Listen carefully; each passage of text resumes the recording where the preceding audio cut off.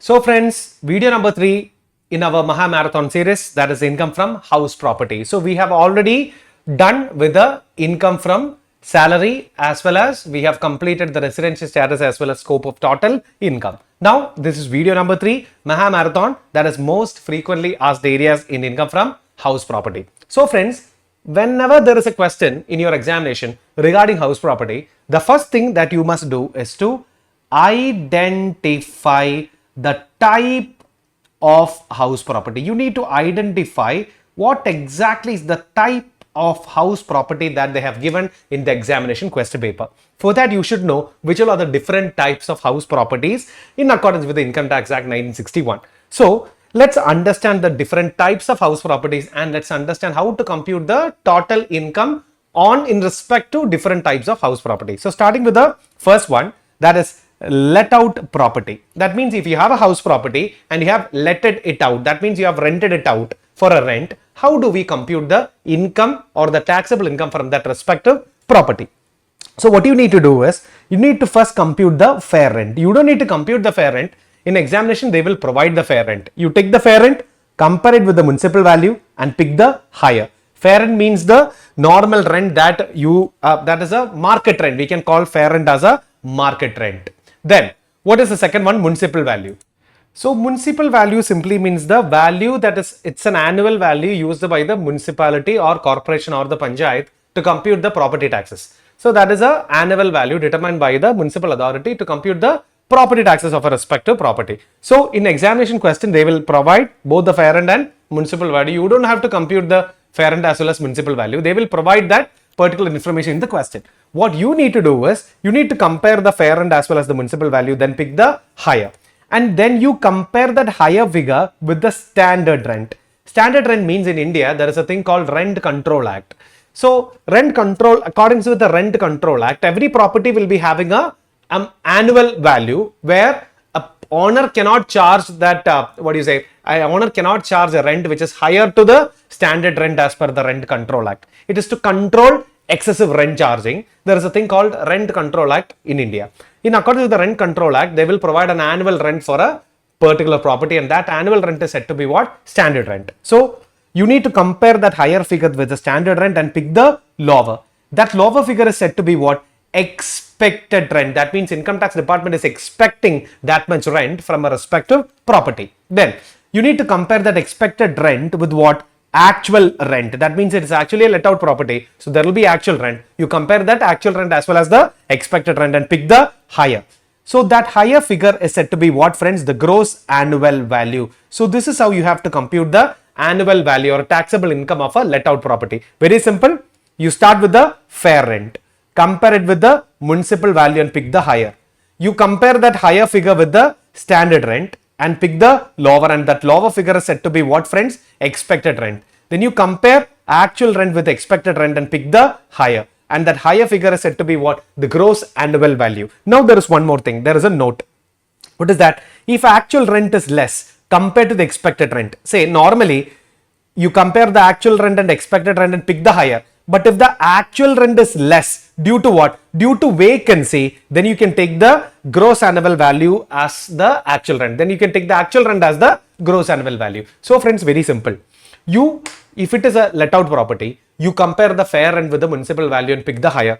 That higher figure, you compare it with the standard rent and pick the lower. That lower figure is said to be what? Expected rent. That lower figure is technically known as expected rent. Then you compare that expected rent with the actual rent and pick the higher.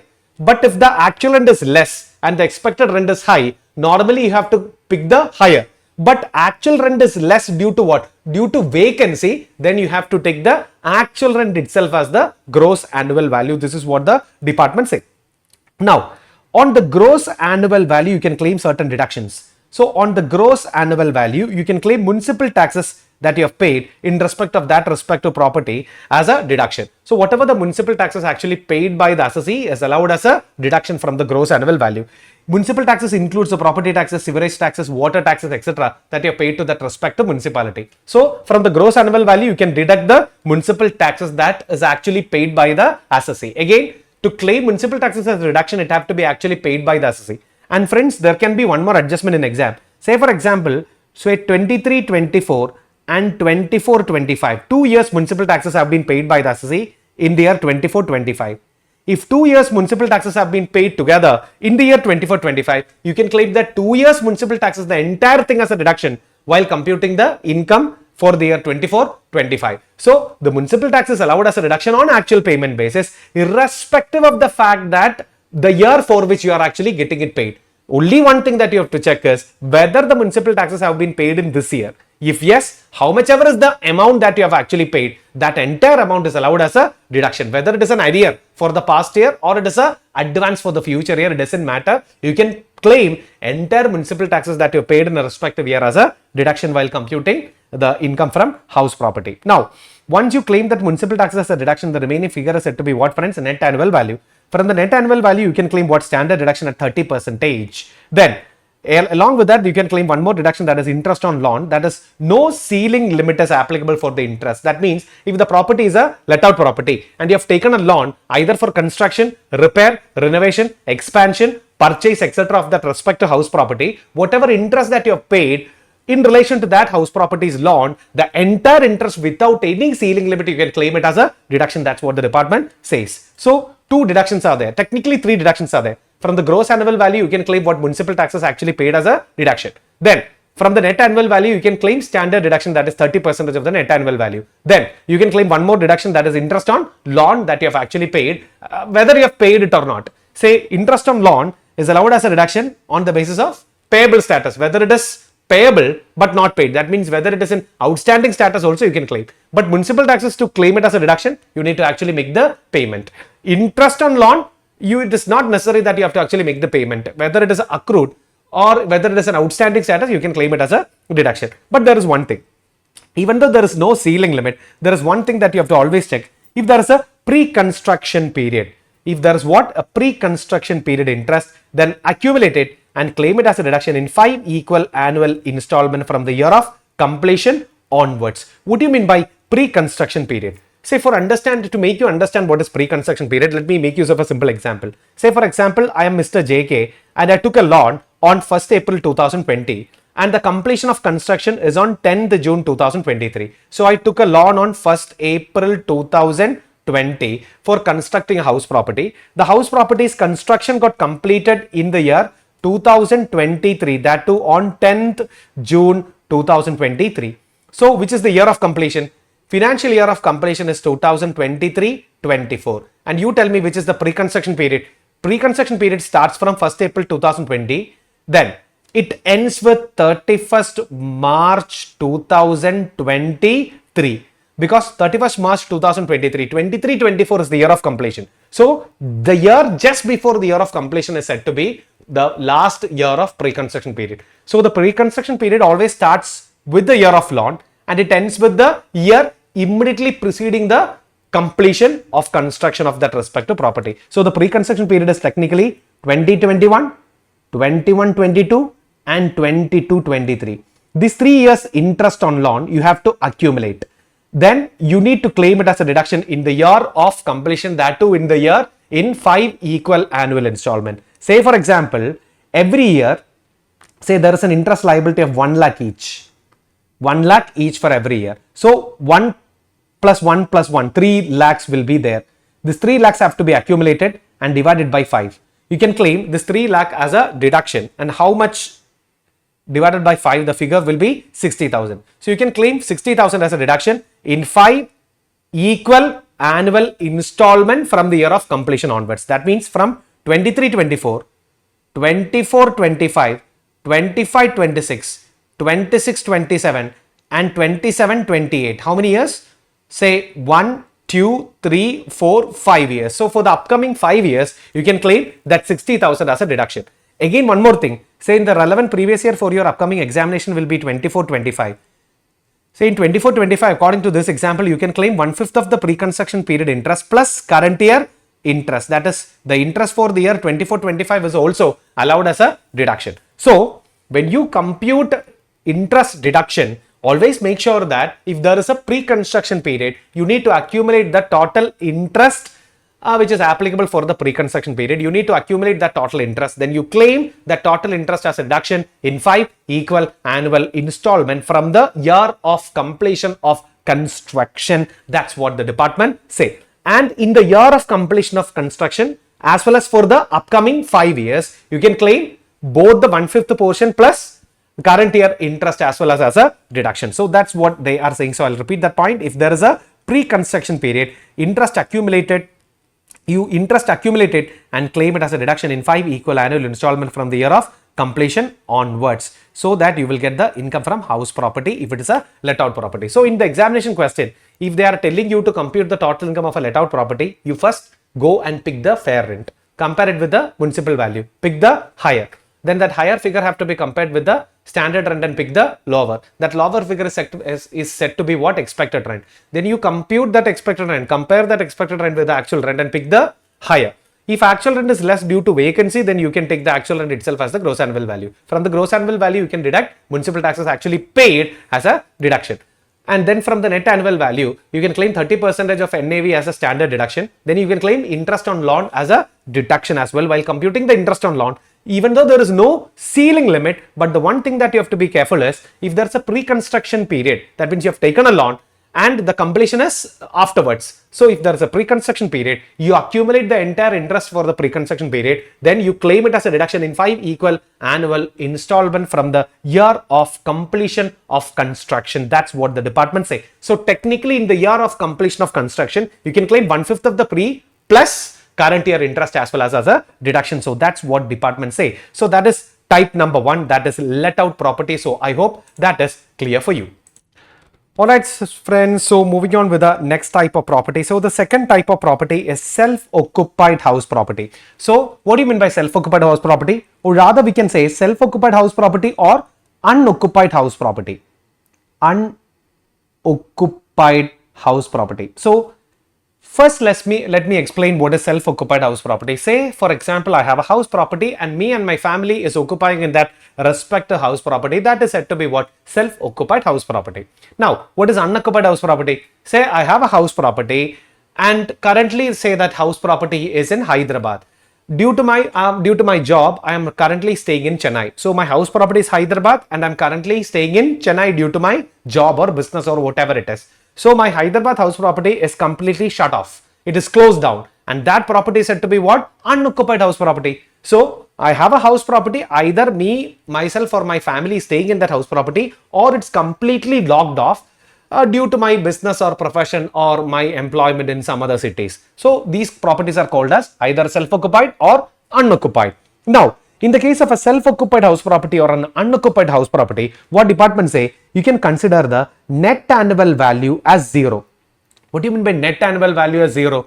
The gross annual value will be 0. You cannot claim any municipal taxes you have paid for self-occupied or unoccupied property as a deduction. You cannot claim any municipal taxes paid as a deduction. So, municipal taxes nil.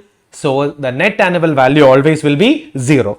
You cannot claim any standard deduction because normally you claim standard deduction at 30% of net annual value. Net annual value itself is 0. So 30% of 0 will be 0 only. But you can claim interest on loan as a deduction and you will end up in loss from house property. Why you will end up in loss from house property? Because income from house property is 0. If you claim that interest on loan which is taken for purchase or construction or repair or renovation etc. for that respective house property, that income is 0 but you are claiming a deduction, so that will end up in a loss. Now there is another thing. When you claim this interest on loan as a deduction in respect of a self-occupied house property, there are certain ceiling limits applicable. So what department say? Your actual interest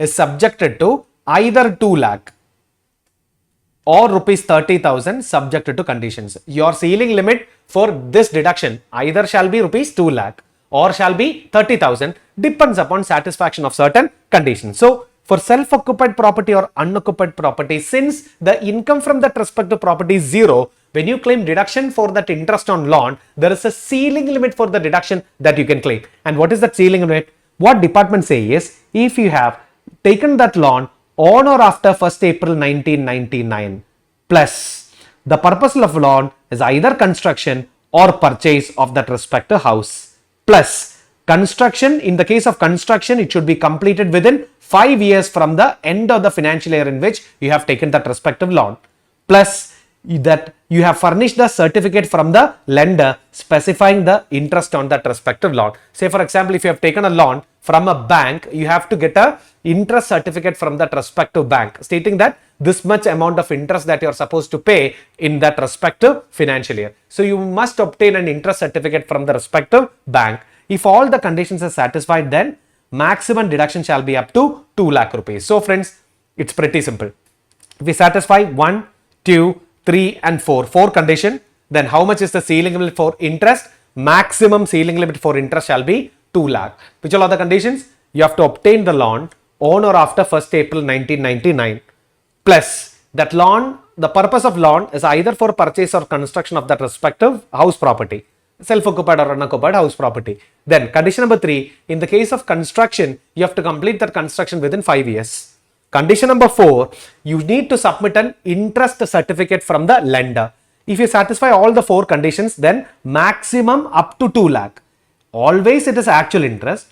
If the actual interest is more than 2, you can claim a maximum of 2. If your actual interest is say 1,80,000, you can claim only 1,80,000 as a deduction. So the ceiling limit means the maximum amount that which you can claim as a deduction shall be 2 lakh if you satisfy all the following 4 conditions. Now, what if you don't satisfy any of the condition? Say for example, you have taken a loan before 1st April 1999, or you have taken a loan for repair, renovation, expansion of the house property, or you have taken a loan for the construction but it is not completed within 5 years, or you are not able to submit an interest certificate from your lender. In any of these cases, maximum deduction shall be how much, friends? 30,000. So we will call the 2 lakh ceiling limit case as case 1. For the purpose of this marathon, we will call that 2 lakh maximum ceiling limit case as case 1, and we will call 30,000 ceiling limit case as case 2. Only for the purpose of explaining or completing this marathon, case 1 means ceiling limit is 2 lakh on satisfaction of conditions.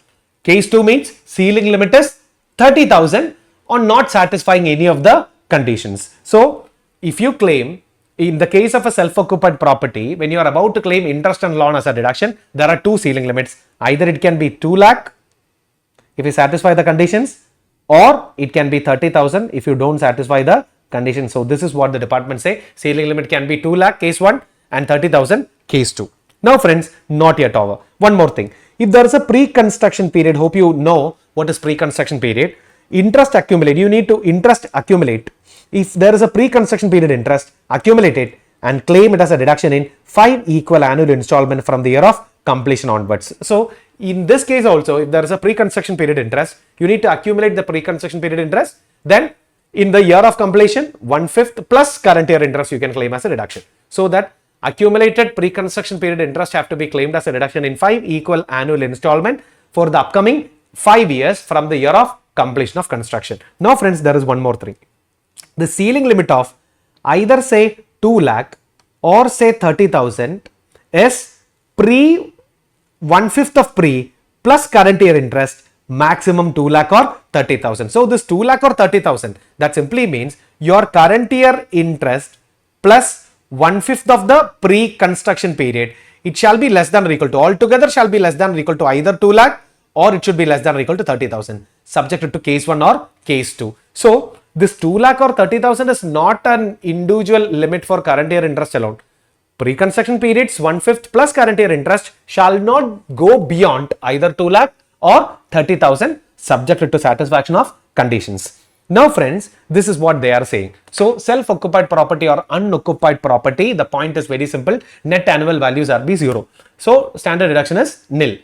You can claim interest on loan as a deduction, but it has a ceiling limit. And how much is the ceiling limit? 2 lakh on satisfaction of 4 conditions, or it is 30,000. Now, if there is a pre-construction period, you need to accumulate that pre-construction period's interest. Then you can claim 1/5 of the pre-construction accumulated period's interest plus current year interest as well as a deduction. But both 1/5 plus current year shall not go beyond either 2 lakh or 30,000, whichever is applicable. Now, one more thing is there. A person can maintain up to 2 self-occupied properties in accordance with the income tax law. Say for example, I have house 1 house 2 and house 3. I can say that maximum 2 houses in a year as self-occupied property. The third property will be called as a deemed let out property. So that we will discuss later. Deemed let out property we will discuss later. For the time being, a person can show up to 2 properties as self-occupied or unoccupied properties, not more than 2. Say for example, I have house 1 and house 2. House 1 is let out. House 2 is self-occupied. Then only one self-occupied property. If house property 1 is also self-occupied and house property 2 is also self-occupied, I can show this house property 1 as well as house property 2 as what? Self-occupied property, and I can claim that net annual value of house property 1 as well as house property 2 as what? 0. So a person can maintain maximum up to 2 self-occupied house properties, not more than that. Now there is a problem. So in the case of a self-occupied property, if it is case 1, then your maximum ceiling limit shall be 2 lakh. If it is case 2, then maximum ceiling limit shall be 30,000. Now there is one possibility. Say for example, I have 2 house properties. House property 1, I purchased it and satisfied all the conditions under case 1. So my maximum ceiling limit for house property 1 will be 2 lakh. House property 2, I took a loan for repair, not for construction, not for purchase. I took a loan for what? Repair. So it will come under case 2. Maximum deduction shall be 30,000. So house property 1 plus house property 2, maximum deduction 2 lakh, not 2 lakh 30. If there are 2 house property 1, case 1, house property 2, case 2, house property 1 maximum ceiling shall be 2 lakh, house property 2 maximum ceiling shall be 30,000. Altogether, I cannot claim more than 2 lakh. Now, alternate possibility. Say house property 1, I took a loan for purchasing the property, comes under case 1, 2 lakh case. House property 2, again I took a loan for the purchase, comes under again case 1, 2 lakh case. So house property 1, maximum 2 lakh, house property 2, maximum 2 lakh, 1 plus 2, altogether maximum 2 lakh. So in this case, house property 1, I can claim a deduction of maximum 2 lakh. House property 2 also, I can claim a deduction of maximum 2 lakh. Altogether, I cannot claim 4. I can only claim what? 2 lakhs. So the point is, loss from the self-occupied property, even if I have 2 properties, cannot go beyond 2 lakh. That is the point. That is the total loss. If I have 2 house properties, total loss from the house property 1 plus 2, it shall not altogether combined cannot go beyond 2 lakh.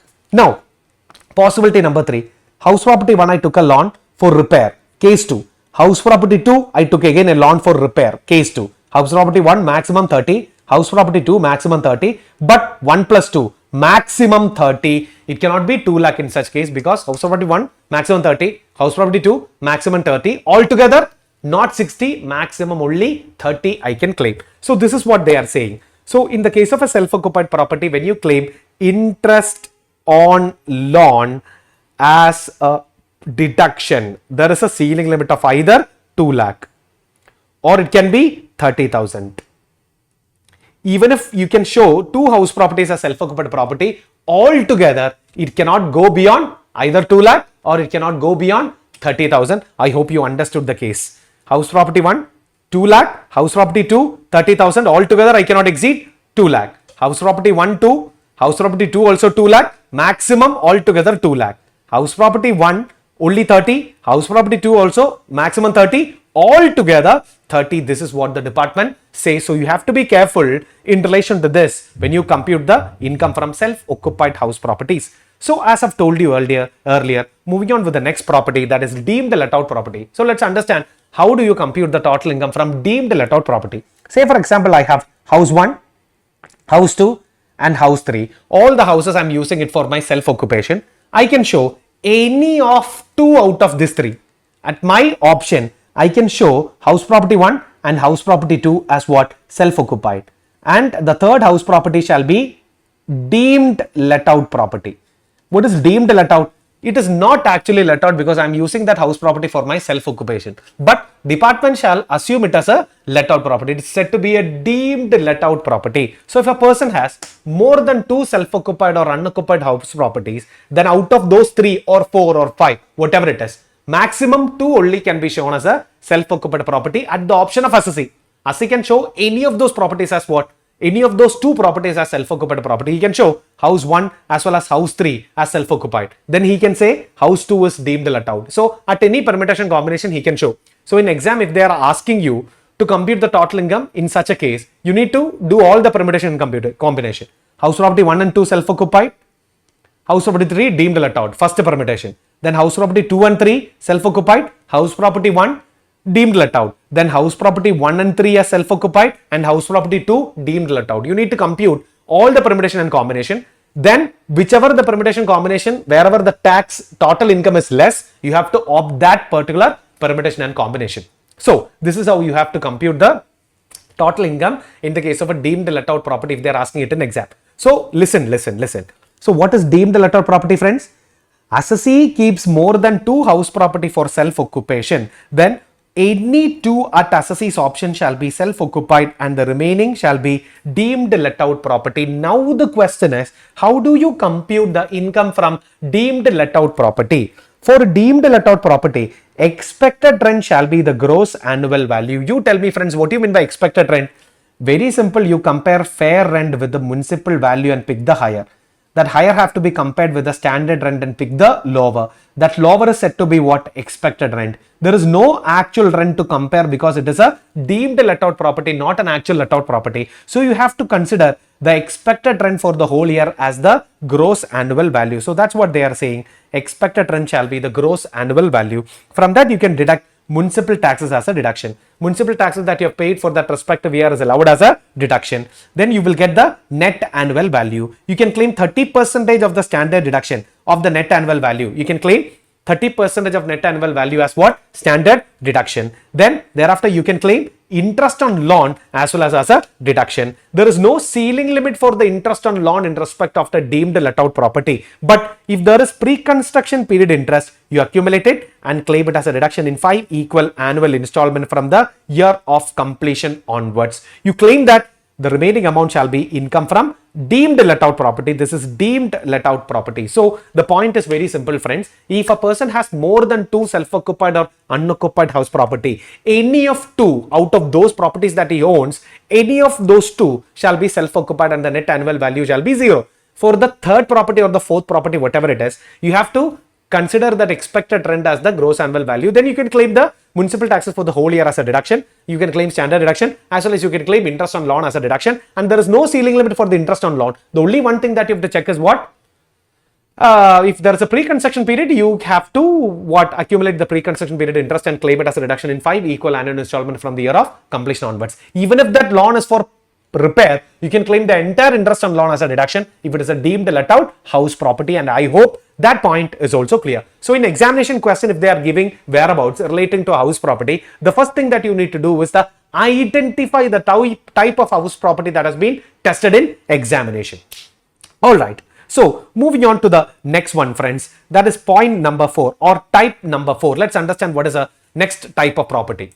Yeah. So house property type number 4, that is house property let out for a part of the year and self-occupied for the remaining part of the year. What do you mean by this? Say for example, I have a house property and it was actually a let out property. Say for example, on 1st April 2024, I have let out my property and there was a tenant, but the tenant vacated on say 31st December 2024. The tenant vacated from that respective property. So the property become vacant on 1st January 2025. I myself started living in that respective property. That means I converted that property to a self-occupied property. In that case, in the year end, say on 31st March 2025, that respective property, even if on 31st March it is a self-occupied property, I cannot treat that as a self-occupied property for the entire year. That is a separate type of a property. It is called as property number 4, that is house property let out for part of the year and self-occupied for the remaining part of the year. So it is actually a let out for some part and the self-occupied for the remaining part. How do you compute the total income in respect of that particular property? So for computing, compute the expected rent for the whole year. That means you need to compare the fair rent then with the municipal value and pick the higher. Compare that higher figure with the standard rent and pick the lower. That lower for the 12 months is said to be expected rent for the whole year. You need to compute the expected rent for the whole year. It is not expected rent from 1st April 2024 till 31st March sorry, 31st December 2024. They are telling you to compute the expected rent for the whole year. That means from 1st April 2024 to 31st March 2025, you need to compute the expected rent. Then compare it with the actual rent for the let out period. Actual rent for the let out period is actually from 1st April 2024 to 31st December 2024. So you need to compare that expected rent for the whole 12 months with the actual rent for the 9 months period, because that is actually let out only for 9 months. So compute the actual rent for that 9 months, compare it with the expected rent for the 12 months and pick the higher figure. That's what they are saying. So fourth type of property is pretty simple. If it is a house property where it is let out for a part of the year and self-occupied for the remaining part of the year, you need to compute the expected rent for the whole 12 months, compare it with the actual rent for the let out period and pick the higher, and that higher figure will be the gross annual value, and this is how you have to compute the gross annual value. From the gross annual value, you can deduct municipal taxes for the whole year as a deduction. You can claim municipal taxes for the entire 12 months as a deduction on actual payment basis. Then you will get the net annual value. From the net annual value, you can claim 30% as standard deduction, and you can claim interest on loan. Here also there is no ceiling limit. You can claim that entire interest without any ceiling limit as a deduction. There is nothing called a 2 lakh or a 30,000 ceiling limit over here. So you can claim that entire interest on loan as a deduction from that respective income. And if there is a pre-construction period interest, accumulate it and claim it as a deduction in 5 equal annual installment from the year of completion onwards. You've deducted, you will get the income from the house property in such cases. So friends, pretty simple. If the house property is let out for a part of the year and self-occupied for the remaining part of the year, I need to compute the expected rent for the whole year, compare it with the actual rent for the let out period, pick the higher.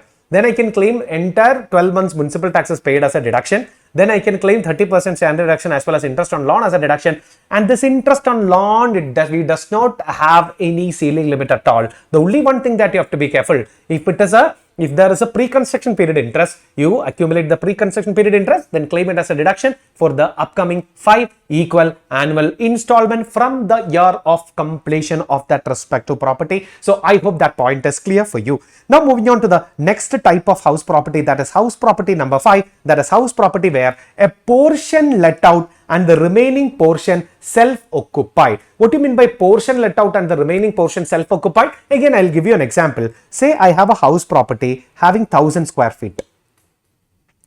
1000 square feet house property is there. So first floor and second floor, first floor 500 square feet and second floor another 500 square feet.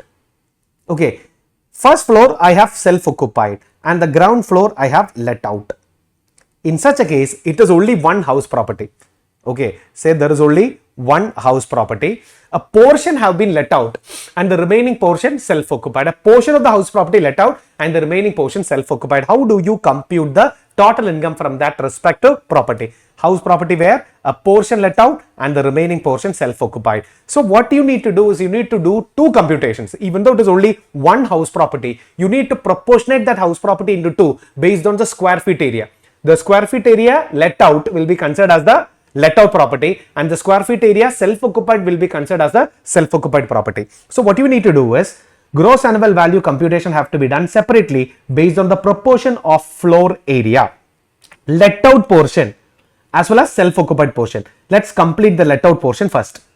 In relation to let out portion, you need to compute the expected rent on proportionate basis. Then compare it with the actual rent. What do you mean by expected rent on proportionate basis? Very simple. You pick the fair rent for the entire property and compare it with the municipal value and pick the higher. You need to compare that higher figure with the standard rent for the entire property and pick the lower. That lower figure is said to be the expected rent for that 1000 square feet house property. Then 500 square feet is only the let out portion. So out of 1000 square feet, only 500 square feet have been let out. So proportionate expected rent of the let out portion you have to compute. Expected rent on proportionate basis. Compute the entire expected rent, then you proportionate it based on the square feet area let out. Then compare it with the actual rent for the let out portion. You don't need to proportionate the actual rent because actual rent is only for the 500 square feet area. Because the 500 square feet area is the let out portion, you will get actual rent only for that let out portion. So actual rent, you need to compare that expected rent on proportionate basis with the actual rent actually received and pick the higher. Here also, if actual rent is less due to vacancy, you can take that lower figure actual rent itself as the gross annual value. So that portion is considered as a separate let out portion and you need to compute it accordingly. So the gross annual value you have to compute. Then municipal taxes, what you need to do? You compute the municipal taxes for the entire 12 months period for the 1000 square feet area. Then you need to proportionate the municipal taxes for the let out portion. That means 500 square feet divided by 1000 square feet, half. Municipal tax you can claim as a deduction on actual payment basis. From the net annual value, you can claim 30% as the standard deduction. Then interest on loan, again on proportionate basis. You have interest on loan for the entire property. That entire interest have to be proportionated. That means the entire interest into 500 square feet by 1000 square feet. You need to compute the proportionate interest for the let out portion. Then you can claim it as a deduction. There is no ceiling limit. No ceiling limit for the let out portion interest, because it is a let out portion and there is no ceiling limit. Only one thing is pre-construction period interest have to be accumulated and claim it as a reduction in 5 equal annual installment. That means pre-construction is 1/5 plus current year interest computation you have to do. Then proportionate income from let out portion you will get. Now there is one more portion, that is the self-occupied portion. That means 500 square feet area have been self-occupied. Net annual value of that 500 square feet area shall be nil. Interest on loan you can claim it as a deduction based on proportionate basis. That too, if there is a pre-construction interest, you have to take 1/5 of the pre plus current year interest. That 1/5 of the pre plus current year interest is subjected to ceiling limit of either 30,000 or 2 lakh. Subjected to either case 1 or case 2, depends upon satisfaction of conditions. It can be either 2 lakh or a maximum ceiling limit can be 30,000. Then you will get loss from house property. Why? Because there is no income. You are only claiming the deduction for that interest on loan. So friends, listen, the total interest have to be proportionated on the basis of 500 square feet divided by 1000 square feet. That proportionate portion is subjected to ceiling limit of either 2 lakh or 30,000. So that 2 lakh or 30,000, whatever the ceiling limit is, you can claim it as a deduction and you will end up in loss. Because income is zero, you are only claiming that interest on loan as a deduction. Now friends, listen. So from self-occupied portion, there is a loss. From let out portion, there can be an income. You can set it off. So set off the losses with the income and you can write the net income or net loss, whatever it is. You have to write the net income or net loss, whatever it is. If the property is a self-occupied property, if the portion is self-occupied and the remaining portion is let out. So this is how you have to do the math in case of house property where a portion let out and the remaining portion self-occupied. I hope that also is clear for you. Moving on to the sixth type of house property. What is the sixth type of house property? House property which is held as stock in trade. Imagine I am a builder. And I was constructing a house property, constructing a flat. Okay, say this particular complex, my construction got completed on say 30th June 2023. On 30th June 2023 it got completed. So the year of completion is 2023-24. 2023-24. What department say? If house property for the builder, this respective house property is held as stock in trade. Yes or no? So up to 2 years from the end of the financial year in which assessee has obtained completion certificate, you receive the completion certificate say on 30th June 2023 itself. From that year, that means 23-24, as well as for upcoming 2 years. That means 2 years from the end of the financial year in which assessee obtained completion certificate means you obtain completion certificate in 23-24. End of 23-24 is 31st March 2024. 2 years will be till 31st March 2026. Till 31st March 2026, your income shall be zero. No deduction, nothing. You don't need to compute anything. You can consider that stock in trade value as nil. Don't compute anything. But there is a problem. Even after 2 years, you are not able to sell that respective property and it has been held as stock in trade itself. In such case, after 2 years, expected rent for the whole year shall be deemed to be the gross annual value. That simply means from 2026-27 onwards, if the same property you are not able to sell it and you are holding it as your stock, then you need to show the expected rent from the property as what? Gross annual value, and you need to compute it accordingly. The expected rent from that respective stock in trade shall be deemed to be what?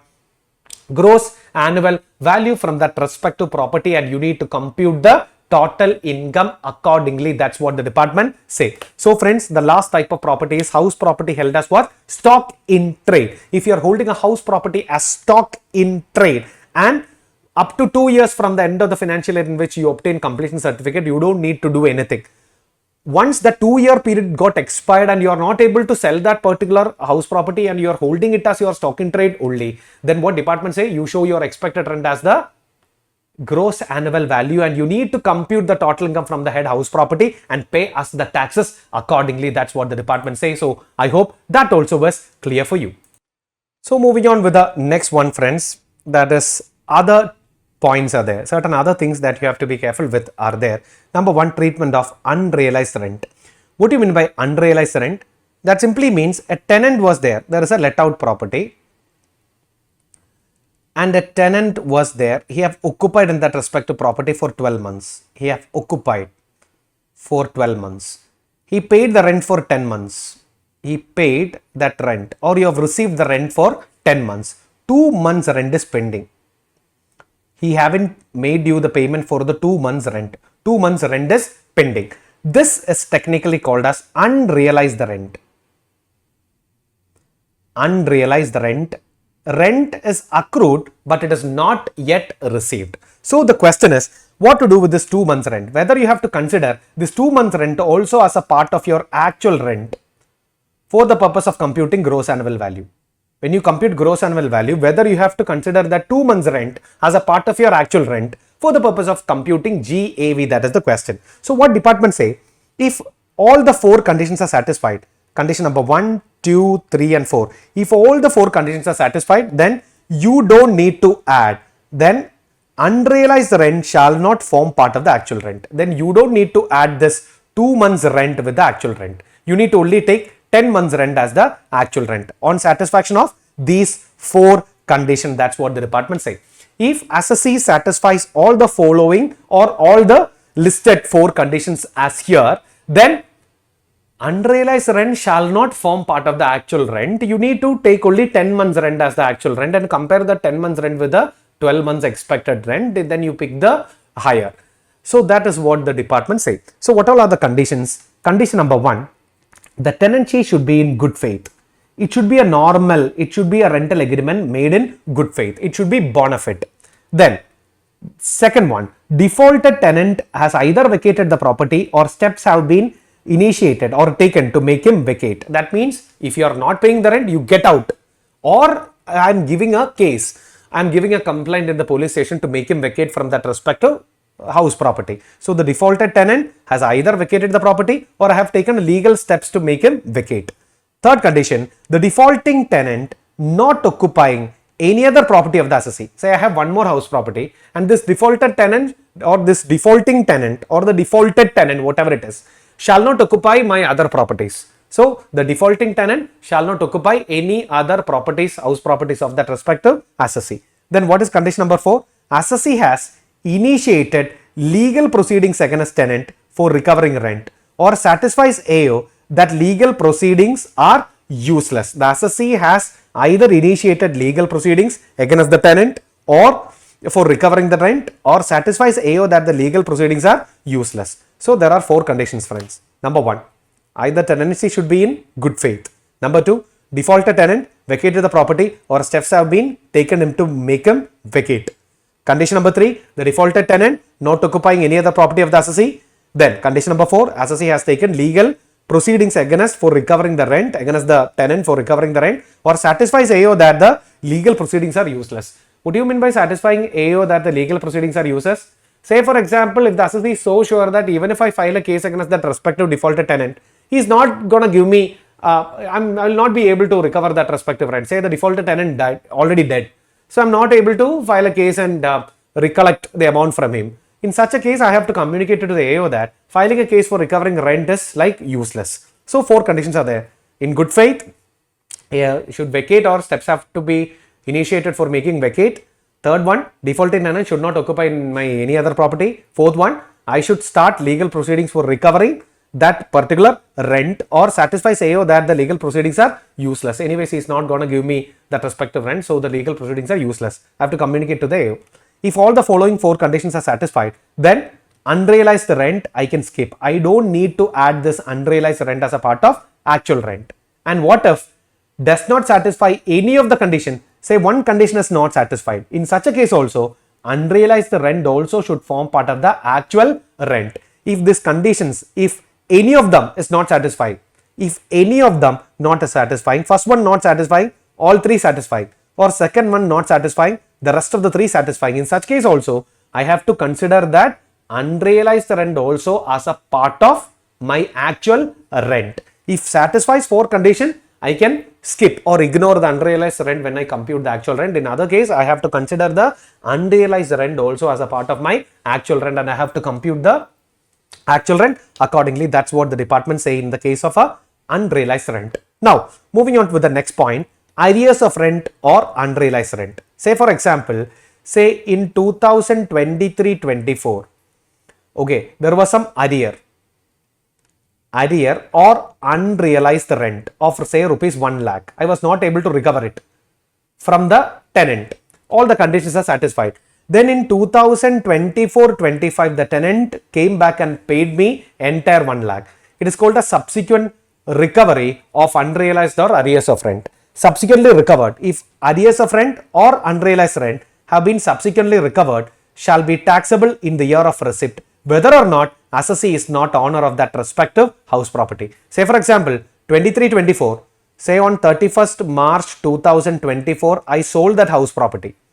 Then in the year 24-25, I am not owning that house property, but I received 1 lakh as what? Arrear or unrealized rent. In such case also, that 1 lakh will be taxable under the head house property. Whether or not in the subsequent, if arrears of rent or unrealized rent is subsequently getting recovered in the year of receipt, whether or not I am owning that respective property, whether I own that respective property or not, I need to consider that rupees 1 lakh as a part of my taxable income from the house property, and I need to compute it accordingly. So, subsequent recovery or subsequently recovered, arrears of rent or unrealized rent subsequently recovered shall be taxable in the year of receipt, whether or not assessee is the owner of the respective house property. I need to consider that entire 1 lakh as my income from the head house property. Now, I can claim a standard deduction of 30% on that.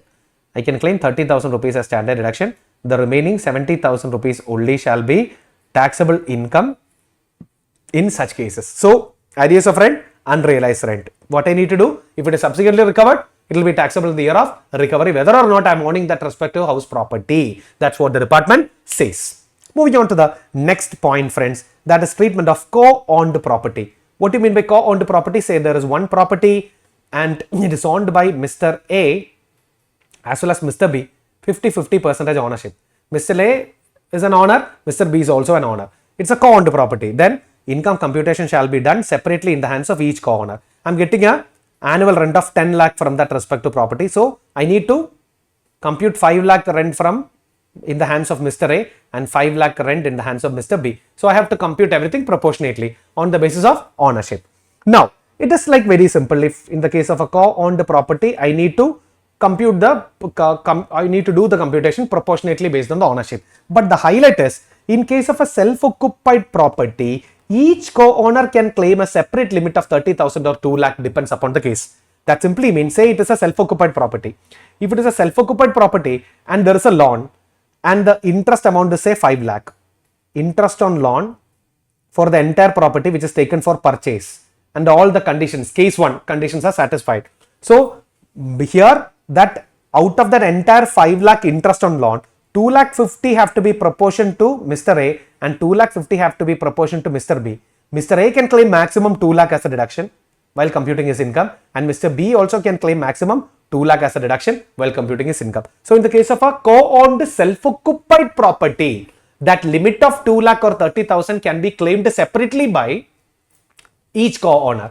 Entire interest have to be splitted with the co-owners, and each co-owner can claim a separate ceiling limit of 2 lakh or 30,000, depends upon satisfaction of the conditions. So, in the case of a self-occupied house property, each co-owner can claim a separate limit of 30,000 or 2 lakh, depends on the case. That's what the department say. I hope it is clear for you. Now, one more adjustment is there. Except standard deduction and interest on loan, assessee cannot claim any other expenditure under income from house property as a deduction. So, standard deduction is a kind of a blind deduction. Say for example, I have a let out property.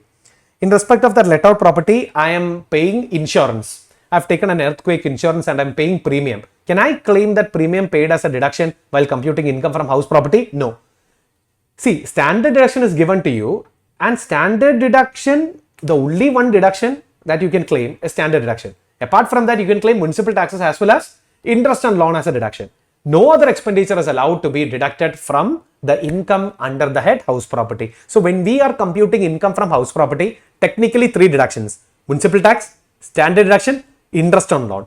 Apart from that, you are not supposed to claim any other expenditure in relation to the house property as a deduction while computing house property. If I'm using that house for my business purpose, I can claim all the normal expenditures as a deduction. If I'm using that house property for my own occupation, or I'm using that house property, letting out that house property and earning rental income, in such a case, I cannot claim any other actual expenses as a deduction while computing income under the head house property. So I hope this much is super clear for you. So the theory part is actually over, and there is one more thing before we conclude. So till now, we have discussed the income from house property based on a condition that assessee is not opting 115 BAC.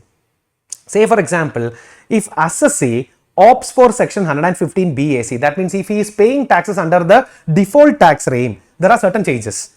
Changes in computation under house property. If assessee has opted default tax regime, if assessee is paying taxes in accordance with the default tax regime, how to compute the income from house property? What are the differences?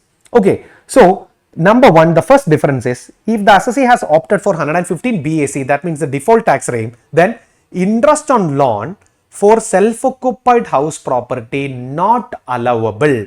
Say if assessee is computing taxes in accordance with the old scheme only, he can claim interest on loan as a deduction if he has a self-occupied property. So if the assessee is paying taxes under 115 BAC and he has a self-occupied house property, then interest on loan paid is not allowed as a deduction. So self-occupied house property net income will be 0. You cannot claim any losses from self-occupied house property if the assessee is paying taxes under 115 BAC. Let out property, deed let out property, etc. you can definitely claim interest on loan as a deduction. But in the case of a self-occupied property, you cannot claim any interest on loan paid as a deduction. Point number 2, loss from the head house property cannot be adjusted with any other head. Say for example, for this case, you listen carefully. Say assessee is paying tax under the old slab rates, or we can say normal provision, or we can say opted out from section 115 BAC. All are same. All slab rate or normal provision or opted out from 115 BAC. All are same, similar. So in such a case, say house property loss was there. When you compute the house property head income, it had ended up in a loss of say 3 lakh. Loss is how much, friends? 3 lakh. And you have salary income. You have salary income of say 7 lakh.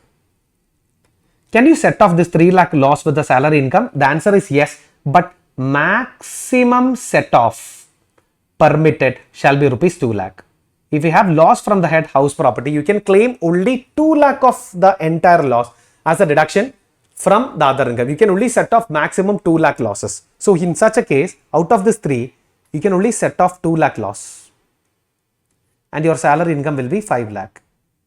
But your actual house property loss is 3, and the remaining 1 lakh loss have to be carried forward to the next year. And you can carry forward it to subsequent 8 years and set off with income from house property in future. So this is what is the normal treatment.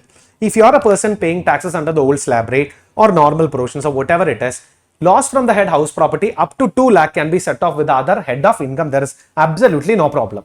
Now the point is, if the assessee is paying taxes under the default tax rate,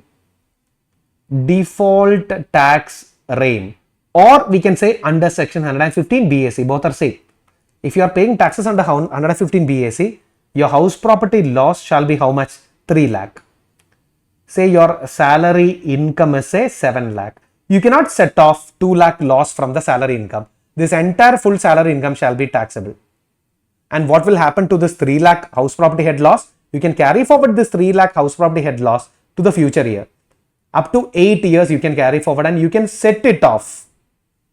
Set off this house property loss with income from house property in future. So this is what the department says. So the point number 2 is pretty simple. Loss from the head house property cannot be adjusted with any other head if you are paying taxes under 115 BAC. So if the assessee is paying taxes under 115 BAC, he cannot set off loss from the house property with any other head of income. He can set off the loss from the house property only with the income under the head house property, and that's what the department say. So I hope that point is also clear for you. So by this I can say the theory regarding house property, the frequently asked theory, is completely over, and I hope you have a grip over the topics that we have discussed. Okay friends, so we have 2 more questions to solve. I have selected 2 past exam questions to make your understanding in a better manner. Okay, so question number 1. Mr. Akash owns a residential house property whose municipal value, fair rent and standard rent are given. So municipal value is given. Municipal value is how much? 1,60,000. Then fair rent is given, that is 1,70,000, and standard rent is given, that is 1,90,000 respectively. The house have 2 independent units. Unit 1, 25% of the floor area is utilized for the purpose of his business profession, and unit 2, 75% of the floor area is let out for residential purpose at a monthly rent of 8,500. So we are talking about a house property. Say this is a house property and 25% of this house property have been used for his profession. Alright, and 75% of this house property have been let out for residential purpose. So let out. So you tell me, identify the property. A house property where part of the property is let out and remaining part is used for business. Rather than for self-occupation, remaining part is actually used for his business. So how do you deal with this respective property? The portion which is let out, you have to consider it as a let out portion, and the portion which is used for his business have to be considered as a portion which is used for his business. That you don't have to compute anything under house property. That computation will come under or happens under PGBP. Alright, now what they are saying is municipal taxes is 8% of the municipal value. So 8% of the municipal value is the municipal taxes which is paid during the year by Mr. Akash. He made the following payments in respect to house property during the previous year 24-25. Light and water charges. While computing house property, no deduction. But while computing PGBP, you can claim proportionate amount as a deduction. Repairs, same. Interest on loan, you have to proportionate. Loan taken for repair, no ceiling limit because the property is let out property as well as remaining part is used for business, not for self-occupation. Self-occupation, there is a ceiling limit of 30,000. Since it is used for business as well as for letting out, there is no ceiling limit for the interest on loan even if it is for repair. And there is one more loan. Mr. Akash has taken a loan of 5 lakh in July 2018 for construction of the above house property. Construction was completed in 30th June 2021. So pre-construction period is there. He paid interest at 12% per annum every month. Such interest was paid. No repayment of loan was made so far. So no principal repayment. No principal repayment simply means the loan amount will be 5 lakh for the entire period. Income from Akash from his profession amounted to 8 lakh during the year without debiting house rent and other incidental expenditure including admissible depreciation of 8,000 on portion of house used for profession. So they haven't adjusted anything. So his gross income from profession is 8 lakh. Determine the gross total income of Akash for the assessment year 25-26. Assessment year 25-26 means PY 24-25. Ignoring the provisions of 115 BAC, that means he pays tax under the old scheme. That means the normal provision he paid taxes. This is RTP May 2022. So this is a question from your revision test paper which just came as a part of your May 2022 RTP. So let's solve this question, friends. It's a fantastic question. So this question can be divided into 2 parts, that is income from PGBP and income from house property. So I'm dealing with the income from house property first. So income from house property. Income from house property, and let's understand how to compute income from house property. For that, 75% of the house property have been let out. let out. So first of all, it's a let out property. Then you have to compare the fair rent with the municipal value. Municipal value and fair rent 1,60,000 and 1,70,000, pick the higher. That is 1,70,000. Compare it with the standard rent 1,90,000 and pick the lower. So 1,70,000 shall be the expected rent for the entire property, and 75% will be the expected rent for the let out portion. So 1,70,000, 75% will be the expected rent for the let out portion. So tell me how much is 1,70,000 into 75%. The figure will be, it will be 1,27,000. 1,27,500 will be the expected rent. And how much is the actual rent, friends? 8,500 is the monthly rent into 12 months. So 8,500 into 12 months, it will be 1,02,000. So you compare these two and pick the higher, and the higher is 1,27,500. From this, municipal taxes paid for the let out portion. Municipal taxes is 8% on the municipal taxes. So municipal value is 1,60,000 into 8%, and let out portion is only 75%. So 1,60,000 into 8% into 75%, it will be 9,600 is the effective municipal tax which is paid in that respective year. So you deduct these two, you will get 1,17,900 as the net annual value. From that, you can claim standard deduction at 30% of 1,17,900 into 30%, and that will be 35,370. So 35,370 is the standard deduction. Along with that, you can claim interest on loan as a deduction. For computing interest on loan, let's make a separate parallel computation over here.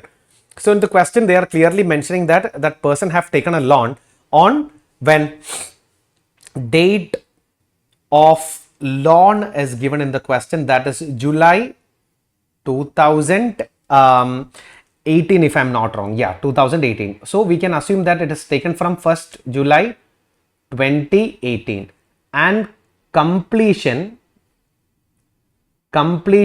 happened on June 2021. So it is 30th June 2021.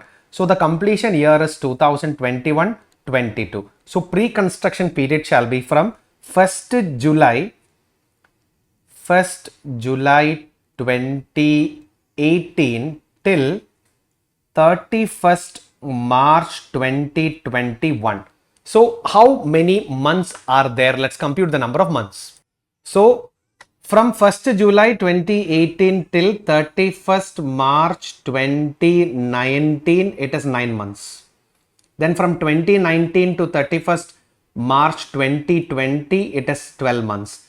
Then from 31st March 2020 to 31st March 2021, it is another 12 months. So altogether 9 plus 12 plus 12, it will be 33 months. So 33 months is the pre-construction period. Alright, so what to do with the pre-construction period interest, friends? So the total loan amount was 5 lakh and the interest is 12% for a year. Into 33 months divided by 12 months will give you the total pre-construction period interest. So 5 lakh into 12% into 33 divided by 12 is around, it is 1,65,000. This can be claimed in 5 equal annual installments. So divided by 5.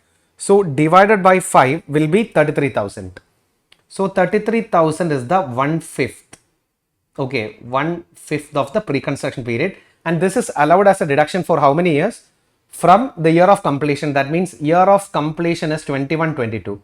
21-22, 22-23, then 23-24, 24-25. So that is our current year. 24-25, you can claim 1/5 of that portion, that is 33,000 plus current year interest. And how much is current year interest? Same capital, 5 lakh into 12%. So 5 lakh into 12%, and that will be 60,000 rupees. So current year interest will be 60,000. So altogether that interest portion is 60,000 plus 33,000. That is for the entire property. Alright. Out of that, 75% is the let out portion. So 60,000 plus 33,000 shall be 93,000. into 75 percentage will be 69,750 for that interest on loan for construction. And there is one more thing, there is one more loan that you have taken for repair. So for repair, you have taken another loan and the interest on that loan is 36,000. Since it is a let out portion, there is no ceiling limit, but 75% is the let out portion. So 36,000 into 75% and it will be 27,000. So altogether 69,750 plus 27,000, it will be 96,750 shall be the total interest on loan for that let out portion. So 96,750 you can claim as deduction for the interest on loan. So you deduct these two, how much will be the income from the head house property. So if you claim these two, the income from house property, it will end up in a loss. So let's compute 1,17,900 minus 35,370 minus 96,750 and it will end up in a loss of 14,220. 14,220 is the loss from house property. Loss from house property. Now, not yet over, you need to compute the PGBP effect as well. So, for the impact of PGBP, his gross income. Gross income is given in the question. And how much is the gross income, friends? They are saying that his gross income from business is 8 lakh rupees. 8 lakh. And on 8 lakh, first of all, municipal taxes. Entire municipal taxes 1,60,000 into 8% into 25% of the property is used for his business. So you can claim it as a deduction under section 30, rates and taxes, that we will cover in the next chapter, PGBP revision. Okay. So for the time being, 1,60,000 municipal taxes into 8% is the municipal tax, into 25% is the proportionate municipal tax for that 25% portion that is allowed as a deduction under section 30 under PGBP. Municipal tax is definitely allowed as a deduction. Then what all will have? Light and water charges 2,000. That 2,000 into 25% is for the proportionate business portion. So 2,000 into 25% is allowed as deduction, that is 500. You can definitely claim as a deduction while computing the PGBP income. So light and water proportionate amount 500 you can claim as a deduction. Then what is next? Repair 145 proportionate amount 145 into 25% is the portion for PGBP. So 145 123 into 25% and that will be 36,250. 36,250 is definitely allowed as a deduction. So 36,250. So repair 36,250 allowed as a deduction. Then what else? Interest on loan taken for repair, that 36,000 into 25%. So how much is 36,000 into 25% and that will be 9,000. That is also allowed as a deduction. So interest on loan for repair. So that 9,000 is again allowed as a deduction. Now another one, interest on loan for construction. In PGBP there is nothing called a pre-construction period and post-construction period. So current year interest only you can claim. Current year capital is 5 lakh into 12% into 25%. That much you can claim as a deduction. So 5 lakh into 12% will be 60,000 into 25% and that will be 15,000. This definitely allowed as a deduction while computing PGBP. Then what else we have under PGBP? They are also saying that so yeah, 12% every month paid, no repayment of housing loan was given, and income of Mr. Akash from his profession amounted to 8 lakh during the year without debiting the house rent and other incidental expenditure including admissible depreciation 8,000. So there is an admissible depreciation. Admissible depreciation means the proportionate house property which is used for your business or profession, you can charge depreciation on that. So depreciation that has been already computed and given in the question. So given that is 8,000, that also is allowable as a deduction. So these are the items that you can claim as a deduction. So from 8 lakh you can deduct 3,200, then 500, then 36,250, then 9,000, then 15,000, then 8,000 28,000 and ultimately the amount will be 7,28,050 rupees shall be the income from PGBP. So you have loss from house property and income from PGBP. So you can definitely net it off. You can net it off. So if you net off these two, how much is the net income after set off? Net income after set off will be 14,220 you can set off. So that will be 7,13,830 shall be the net income from PGBP after the set off. And this is how you have to compute the answer for that respective question. And I hope it is clear for you. Now, moving on to the question number 2. Question number 2 is actually a question which has been tested in the year 2019 November for 7 marks. So normally in these days, in the latest past exam question papers, they usually test this house property either as a part of your MCQ series or as a part of your computation of total income question as an adjustment. They will give the whereabouts of a particular house property and you need to adjust it while computing the full total income computation question. So isolated questions have been asked in exams, that is for sure. In the November 2019, it is a variety question. So I have picked that question as well. So question number 2. Let's compute the answer for question number 2. Mr. Jagdish, age 61 years, has been set up his business in Thailand and is residing in Thailand since last 20 years. Residing in Thailand last 20 years means he is a non-resident in India. For that respective previous year will be anyways 24-25. So for 24-25, he will be a non-resident in India because he is residing in Thailand for the past 20 years. He owns a house property in Bangkok for half of which is used as his residence and half is given on rent. Such rent received converted as 6 lakh and the annual value of the house in Thailand is 50 lakh, that is converted in INR. So first of all, you should understand, for a non-resident, if he has a house property, for taxing income from that respective house property in India, first of all, the income either have to be accrued in India or it have to be first received in India. In this question, he is a non-resident and there is a property in Thailand. So the income will be obviously accrued in Thailand, not accrued in India. Then, that property have been partially rented out. So he have actual rent from that property, but that rent is technically not taxable in India. Hope you remember chapter number 2, residential status. So if you have a person who haven't watched the residential status video, so please go back and watch residential status and scope of total income. In that video, I'm explaining section 5, how to compute the scope of total income of what? A non-resident. That is there as a part of this Maha revision series. So I want all of you to watch residential status and scope of total income. Thereafter only you are supposed to watch this particular video. Then only you will technically understand the concept behind this particular adjustment. So you tell me, whatever the income that you have from that Thailand house property is technically not taxable in India. Why? Because you are a non-resident in this question and you have a property in Thailand when you are getting a rent. That rent is not accrued in India, not first received in India, and hence this particular rent, whatever rent that you are getting from the Thailand property shall not be taxable in India. Now he purchased the house in Pune. Pune property will be obviously taxable in India. Why? Because that property is in India, so the income will be obviously accrued from India. During the financial year 2021, which has been given on a monthly rent of 27,500 since 1st July 2023, the annual property taxes of Pune flat is 40,000, which is paid by Jagdish whenever he comes to India. Mr. Jagdish last visited in India in July 23.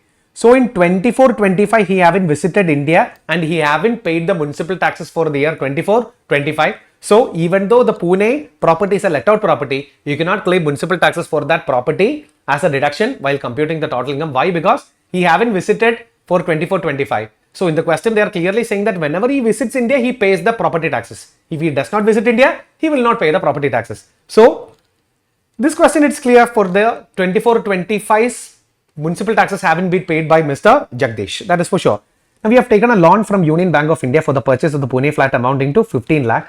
Interest on such loan for 24-25 is given 84,000. You can claim that entire interest as a deduction. However, interest for March 25 quarter has not yet been paid by Jagdish. For claiming interest as a deduction under 24B, actual payment is not a category criteria. Even if it is payable, you can claim it as a deduction.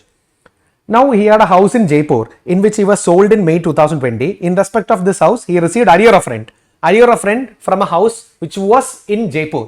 Definitely taxable. Arrears or unrealized rent subsequently recovered shall be taxable in the year of receipt, irrespective of the fact that whether you are owner of that house property or not. That is not a criteria.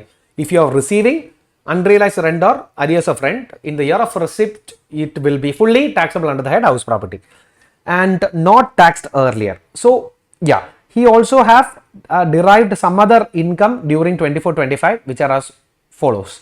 Now you are supposed to compute the total income of Mr. Jagdish for assessment year 25-26 chargeable to income tax in India. Ignore section 115 BAC. All right. So let's compute his total income. So first of all, the first thing that you should know is income from house property. So Thai property. So Thailand house property not taxable because not accrued in India, not first registered in India. So Pune property is the second one. Pune house property is actually let out property. So you have to compute the gross annual value. How do you compute gross annual value? Fair rent is missing, municipal value missing, standard rent is missing. So you don't have to do that step. Actual rent is given in the question. So tell me friends, how much is the actual rent given in the question? Alright, so the actual rent which is given in the question is 27,500 is the monthly rent that you've got. So 27,500 into 12 months. So 27,500 into 12 months, it will be 3,30,000 is the gross annual value.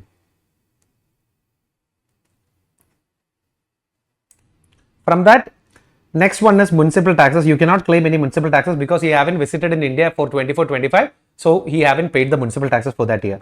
So the net annual value will be the same 3,30,000, and you can claim what a standard deduction at 30% on that 3,30,000. So how much is 30% on the 3,30,000? It is 99,000.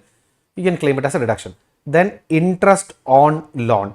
They are saying you have paid 84,000 is the total interest for that year 24-25. Entire 84,000 is fully allowed as a deduction. And how much is the remaining amount, friends? If you claim these two, the remaining will be 1,47,000 income taxable from that respective property. Then he have received arrears of rent. Arrear of Jaipur property. Arrear of Jaipur property receipt shall be 96,000 is the arrear received. So that 96,000 is fully taxable in the year of receipt. From that you can claim standard deduction at 30%. So into 30% standard deduction, it will be 28,800 you can claim as a deduction.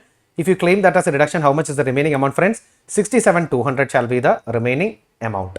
So now how much is the total income from the head house property? 67,200 plus 147, that is 1,47,000 plus 67,200, and it will give you 2,14,200. So 2,14,200 shall be income from house property. Not yet over. He has some other incomes as well. Profit from business in Thailand. Since he is a non-resident, his business income have to be, business income will be taxable in India only if it is either accrued in India or it is first received in India. So business income from Thailand, simply say accrual is in Thailand and first receipt obviously will be in Thailand. So not taxable. Not taxable. So we don't need to consider that. Second one, interest on bond of Japanese company 45,000. Out of which 50% received in India. Entire interest is accrued in Japan, but out of that 45,000, 50% is first received in India. 50% means how much? 22,500 is first received in India. So that will be obviously taxable in India under the head IFOS. So interest on Japanese bond, effectively 22,500 being 50% shall be taxable in India. Then what is next? Income from apple orchid in Nepal given on contract. So he has some contract income, yearly contract fee of 5 lakh for the financial year 24-25, which is in Nepal. Okay, was deposited directly by the contractor in Kathmandu branch of Union Bank of India in Mr. Jagdish's bank account maintained with the Union Bank of India Pune branch. Okay, it feels like very complicated, but it is very simple. So his client, the contractor, what he have done, he visited Nepal, Kathmandu branch of Union Bank of India. So he visited Kathmandu branch. Then he directly deposited amount of 5 lakh in which account? In a bank account of Mr. Jagdish. And this bank account is actually maintained where? This bank account is maintained in Pune branch. Okay, so we have to think from the perspective of the income owner, assessee. Assessee is Mr. Jagdish. He received that income in his bank account which is maintained in Pune. So first receipt of that 5 lakh is obviously in India. The criteria is not where it is not the place where that the payer makes the payment. You have to think from the perspective of the assessee, from where the assessee receives it initially. So even though the contractor have visited Kathmandu branch in Nepal, he directly credited that 5 lakh to bank account which is maintained in Pune. So hence that 5 lakh is first received in India and it will be definitely taxable in India. So I'll read that again. Income from Apple Orchid in Nepal given on contract and yearly contract fee of 5 lakh for the financial year 24-25 was deposited directly by the contractor in Kathmandu branch of Union Bank of India in Mr. Jagdish bank account maintained with the Union Bank of India Pune branch. So if you think from the perspective of Jagdish, you can see that Jagdish received that rupees 5 lakh in his Union Bank of India account which is maintained in Pune branch. Pune is in India and hence that entire amount of 5 lakh shall be taxable because it is first received from the perspective of Jagdish in India. So that 5 lakh will be taxable in the hands of Jagdish. So we can say 5 lakh also shall be taxable. 5 lakh. Some contract revenue that he got. So adding these two 5 lakh 22,500 from house property and all together how much is his total income? From all the heads, if you add the total income 214,200 plus 5,22,500 and that will be in total 736,700. 7,36,700 shall be his total income taxable in accordance with this particular question. So I hope it is clear. Now, friends, whoever it is watching, if you are using our workbook, that is our pink book, then make sure that you have open page number 102, solve question number 26. Open page number 98, solve question number 22. Page number 96, solve question number 20. Page number 92, solve question number 16. Because these are different varieties of conceptual questions. So if you solve this much, your income from house property chapter is full set. Feel confident if you cover this much. This is the most frequently asked areas in examination in respect of this income from house property head. So I hope this session was useful. If it is useful, then please don't forget to share this video with your friends and colleagues who are attempting CA or CMA in the upcoming examinations. So take care. See you all in the next video and bye-bye. Stay blessed, friends. Hello my dear ones, this is CA Jose Kurian and this video is to inform you about how to purchase our recorded lectures and textbooks from the website. Very simple, you log on to www.cajosekurian.com and in the website you scroll down and you can see all our books. That is handbook multicolor for CA, CMA final as well as for inter. Then we have workbook which contains past exam 30 plus question papers as well as RTPs. That is also for CA final, CMA final and CA as well as CMA inter. Now for the recorded lectures, you go up, take the website, then click on the classroom and in the classroom, you can scroll down and you can see all the courses that we are offering. Select your course, make payment and the course is all yours. It is instant access. Now, what are the courses that we are offering? We are offering CA final English as well as Malayalam, CMA final English as well as Malayalam, CA inter English as well as Malayalam. Now friends, what are you waiting for? Get your access today and unlock the pathway to your success. All the very best. Take care and bye-bye.